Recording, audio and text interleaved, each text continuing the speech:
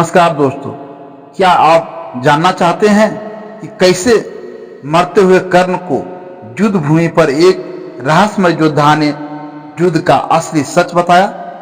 क्या कर्ण सच में अधर्म की ओर था या उसकी निष्ठा और संघर्ष में एक गहरा अर्थ छुपा था? आइए इस अद्भुत कहानी में हम उस वीर के अंतिम पलों में छिपे सत्य को खोजें, जहां युद्ध का मैदान स्नेहता और रहस्य से भर जाता है। इस कहानी को सुनने के बाद आप कभी महाभारत को वैसे नहीं देखेंगे जैसा पहले देखते थे।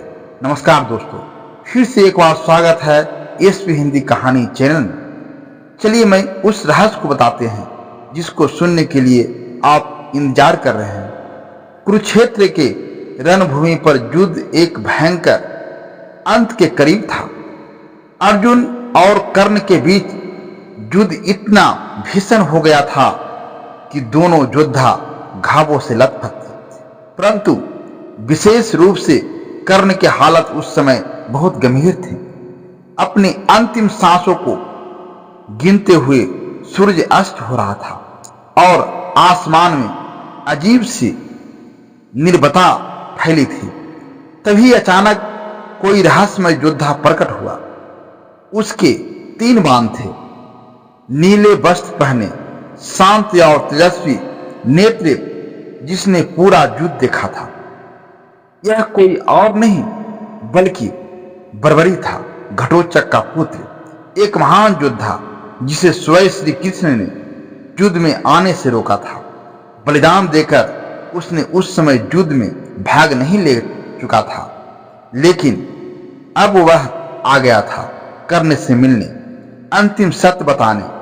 कर्ण ने उसकी ओर देखते हुए धीमे स्वर में पूछा, तुम कौन हो योद्धा? इस घड़ी में यहां कौन आता है मेरे पास? बर्बरी ने मुस्कुराते हुए उत्तर दिया, मैं वह हूं जिसने पूरे युद्ध को देखा, हर क्षण को महसूस किया। मैं लड़ाई का साक्षी हूं, सत्य का दृष्टा। कर्ण, मैं बर्बरी हूं। कर्ण के मन में आश्चर्य था, क्या तुम जानते हो इस युद्ध का सच? क्या मैं वास्तव में अधर्मी था?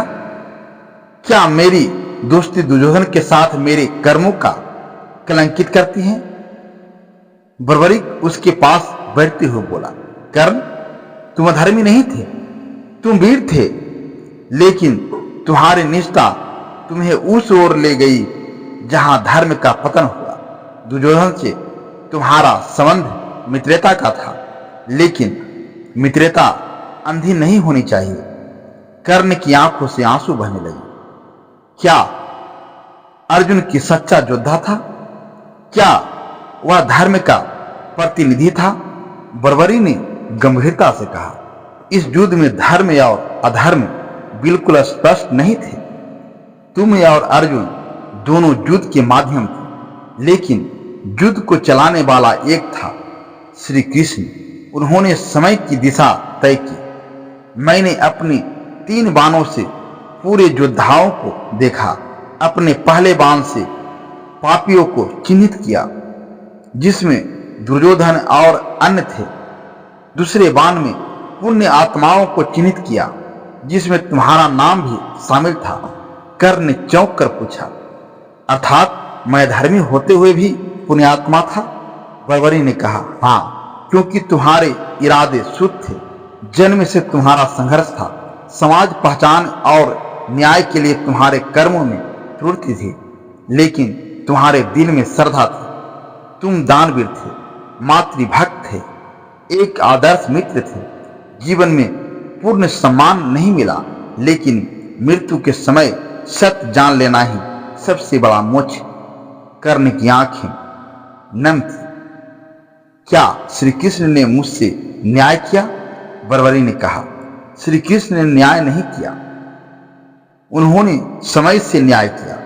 महाभारत केवल विजय के लिए नहीं, धर्म की पुनर्स्थापना के लिए था। हर योद्धा एक मोहरे जैसा था। तुम, अर्जुन और मैं। कर्ण ने गहरी सांस ली। क्या मुझे मोक्ष मिलेगा? बर्बरी मुस्कुराया। जिसने अपने कवच कुंडल दान कर दिए, जिसने अपने जीवन को मित्र के लिए समर्पित कर दिया, उसे कौन रोक सकता है मोक्ष से? श्री कृष्ण स्वयं तुम्हारे मोक्ष के द्वार पर खड़े हैं। इतना कहते हुए बर्बरी का दृश्य गायब हो गया।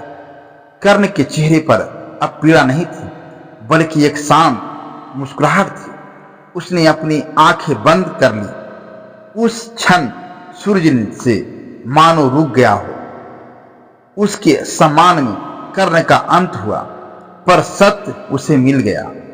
दोस्तों, इस कहानी से हमें यह सीख मिलती है कि धर्म और अधर्म की सीमाएं अक्सर स्पष्ट होती हैं। हर व्यक्ति की अपनी लड़ाई होती है और सत्य को जानने के लिए हमें अंत तक धैर्य रखना होता है। कर्ण जैसा वीर जिसने अपनी जीवन यात्रा में निष्ठा, संघर्ष और त्याग का परिचय दिया, वह वास्तव में महान थी। अगर आपको यह कहानी पसंद आई हो तो कृपया हमारे वीडियो को लाइक करें, इसे अपने मित्रों के साथ शेयर करें और एसपी हिंदी कहानी चैनल को सब्सक्राइब करना न भूलें। आपका समर्थन हमारे लिए बहुत महत्वपूर्ण है और ऐसी ही अनगिनत कहानियां हम आपके लिए लाते रहें। धन्यवाद और मिलते हैं अगली कहानी।